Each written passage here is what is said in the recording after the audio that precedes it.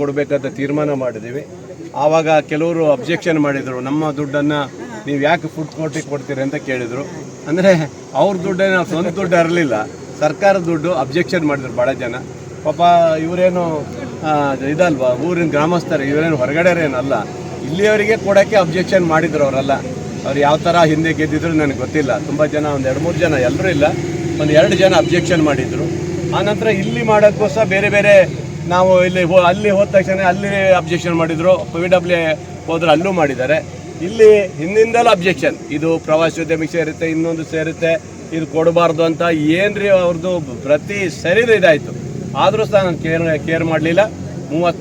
First ನಾನೇ special grant 30 lakh ರೂಪಾಯಿ ಹಾಕಿ ಇವ್ರಿಗೆ ಕೊಡಬೇಕು ಅಂತ ಹೇಳಿದೆ. ಪಾಪ ಇಷ್ಟು ದಿನ ನಾನು ಅಲ್ಲಿ ಇರ್ಲಿಕ್ಕೆ ಹೇಳಿದ್ದೆ. ಪಾಪ ಅಲ್ಲಿ ಒಂಥರ ಗೂಡು ಕಟ್ಕೊಂಡು ಪಾಪ ತಮ್ಮ ಕಾರ್ಯ ಮಾಡಿದ್ದಾರೆ. ಸುಮಾರು ಸರಿ ಬಂದರು, ನಾನು ಮಾಡಬೇಕು ಅಂತ ಹೇಳಿದಾಗೆಲ್ಲ ಅಡಚಣೆ ಮಾಡಿದ್ರು. ನಂದೇನು ಇದ್ರಲ್ಲಿ ತಪ್ಪಿಲ್ಲ. ತಪ್ಪು ಯಾಕಂದರೆ ಹೇಳ್ತೀನಿ, ನಮಗೇನು ಇದಿಲ್ಲ, ನಾನು ಮಾಡೋಕ್ಕೆ ಹೋದಾಗೆಲ್ಲ ಅಡಚಣೆ ಮಾಡ್ತಾರೆ. ಪಾಪ ಇವ್ರು ಏನು ಪಾಪ ಮಾಡಿದ್ರು ಗೊತ್ತಿಲ್ಲ. ಮಕ್ಕಳು ಮರಿ ನೋಡಿದ್ರು ಗೊತ್ತಾಗಲ್ವಾ, ಅವ್ರು ಹೊಟ್ಟೆ ಹೊಡೆಯುವಂಥ ಕೆಲಸವನ್ನು ಮಾಡ್ತಾ ಇದ್ದಾರೆ. ನಿನ್ನೆಯಿಂದ ಭಾಳ ಜನ, 2 ಜನ ಭಾಳ ನಿನ್ನೆ ಸ್ಟೇಟ್ಮೆಂಟು ಕೊಟ್ಟಿದ್ದಾರೆ. ಇದು ಯಾವುದೇ ಪ್ರವಾಸೋದ್ಯ ಇದಕ್ಕೆ ಬಂದ್ರೆ ಏನಂತೆ, ನಮ್ಮ ಪಟ್ಟಣ ಪಂಚಾಯತಿ ಬಂದರೆ ಏನಂತೆ, ಇದು ಅಭಿವೃದ್ಧಿ ನಮ್ಮ ಸರ್ಕಾರದ ಅಭಿವೃದ್ಧಿನೇ, ಇದು ಏನು ಬೇರೆ ಏನಲ್ಲ. ಹಾಗಾಗಿ ಅಡಚಣೆ ಮಾಡುವಂಥವ್ರು ಯೋಚನೆ ಮಾಡಬೇಕು. ಸುಮ್ಮನೆ ಅಡಚಣೆ ಮಾಡೋದಲ್ಲ, ಇದೆಲ್ಲ ಬೇಕಂತ ಮಾಡ್ತಾರೆ. ಏನೋ ಹೊಟ್ಟೆಗಿತ್ತು ಅವರಿಗೆ, ಇಲ್ಲೊಂದು ಒಳ್ಳೆ ಫುಡ್ ಕೋರ್ಟ್ ಆಗುತ್ತೆ ಅಂತ ಹೊಟ್ಟೆಗಿತ್ತಿದ್ರು. ಭಾಳ ಜನ ಬಂದು ನೋಡ್ಕೊಂಡು ಹೋಗಿ ಬಂದಿದ್ದಾರೆ. ಅಡಚಣೆ ಮಾಡ್ಬೇಕು, ಏನಾರು ಅಡ್ಡ ಹಾಕ್ಬೇಕಂತ ಭಾಳ ಪ್ರಯಾಣ ಮಾಡಿದ್ರು.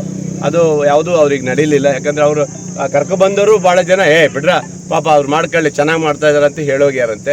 ಹೀಗೆ ಈ ಥರ ಜನ ಇಲ್ಲಿ ಇದ್ದಾರೆ ಅಂತ ಹೇಳಿದ್ರೆ ಭಾಳ ಬೇಸರ ಆಗುತ್ತೆ. ಇದು ಯಾಕಂದರೆ ಒಂದು ಸರ್ಕಾರದ ದುಡ್ಡನ್ನು ಅದು ಕೊಟ್ಟಾಗ ಬಡವರಿಗೆ ಇವತ್ತು ಏನಾದ್ರು ಒಂದು 25-30 ಜನರು ಇಲ್ಲಿ ಒಂದು ಹಾಕಿದ್ರು. ಯಾಕಂದರೆ ಒಂದು ಯೋಚನೆ ಮಾಡಿ, ಹಿಂದೆ ಇಲ್ಲೇ ಇದ್ದವ್ರು ಪಾಪ, ಅವರು ಇಲ್ಲೇ ಇದ್ದವರು ರೋಡ್ ಆಗಲಾದ್ಮೇಲೆ ಪಾಪ ಅವರಿಗೆ ಅತಂತ್ರ ಸ್ಥಿತಿ ಬಂತು.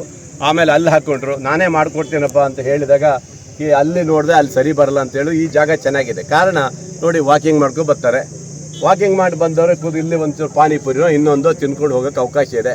ಜನ ಎಲ್ಲರೂ ಸಿಟಿಯರು ಇದ್ದಾರಲ್ಲ, ಏನು ಮಾಡ್ತಾರೆ ಅಂದರೆ ಸುಮ್ಮನೆ ವಾಕಿಂಗ್ ಬರ್ತಾರೆ. ಇಲ್ಲಿ ಚೆನ್ನಾಗಿರುತ್ತೆ, ಒಳ್ಳೆ ರೀತಿಯಲ್ಲಿ ಎಲ್ಲ ಸಿಗುತ್ತೆ. ಒಂದು ಕಡೆ ಚಿಕನ್ ಇರ್ಬೋದು, ಒಂದು ಕಡೆ ವೆಜ್ಜು ನಾನ್ ವೆಜ್ ಎರಡೂ ಸಿಗುತ್ತೆ. ಆ ರೀತಿಯಲ್ಲಿ ತೊಗೊಂಡು ಹೋಗೋಕ್ಕೆ ಅವಕಾಶ ಇದೆ. ಒಂದು ಭಾಳ ಜನ ಅಬ್ಜೆಕ್ಷನು. ಅಲ್ಲೊಂದು ಶೌಚಾಲಯ ಮಾಡಿದೆ, ಅದು ಎಷ್ಟು 20 ಲಕ್ಷನಾ? ಎಷ್ಟು ಹರೀಶ್? 25 ಲಕ್ಷ. 25 ಲಕ್ಷ ರೂಪಾಯಿ ಶೌಚಾಲಯ.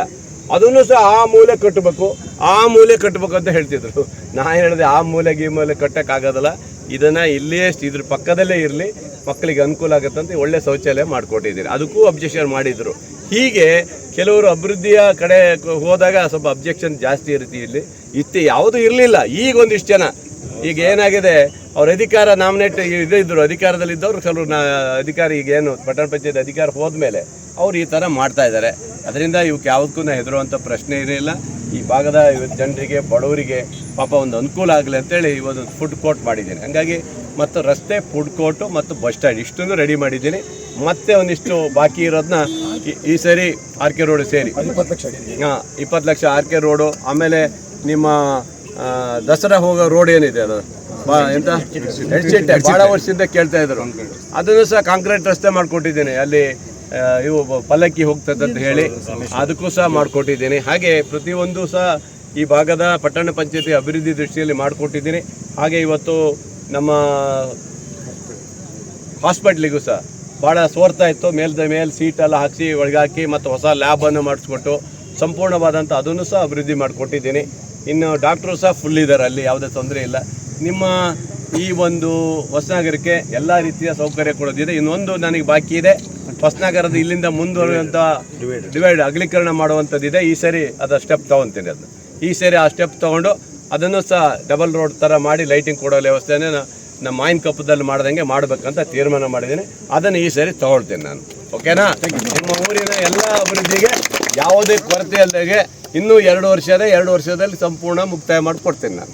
ಸರಿನಾ? Thank you. ಎಲ್ಲರೂ ಒಳ್ಳೇದಾಗಲಿ, ಚೆನ್ನಾಗಲಿ. ಯಾವುದಕ್ಕೆ ಇದು ಮಾಡಕ್ಕೆ ಹೋಗಬೇಡಿ.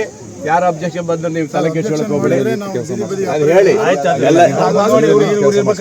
ನನಗೆ ನಿಮ್ಮ ಮರ್ಚೆಂಟ್ ಅಸೋಸಿಯೇಷನ್ ಎಲ್ಲರೂ ಹೇಳಿದ್ದಾರೆ, ಸರ್ ಅವ್ರಿಗೆ ಮಾಡಿಕೊಡಿ, ನಾವು ಬೆಂಬಲ ಇದು ಅಂತಲೂ ಹೇಳಿದ್ದಾರೆ. ಅವರು ಹೇಳಿದ್ದಾರೆ ಪಾಪ, ಅಡ್ಡಿಲ್ಲ ಸರ್, ಒಳ್ಳೆ ಜಾಗ ಅಂತ ಹೇಳಿದ್ದಾರೆ.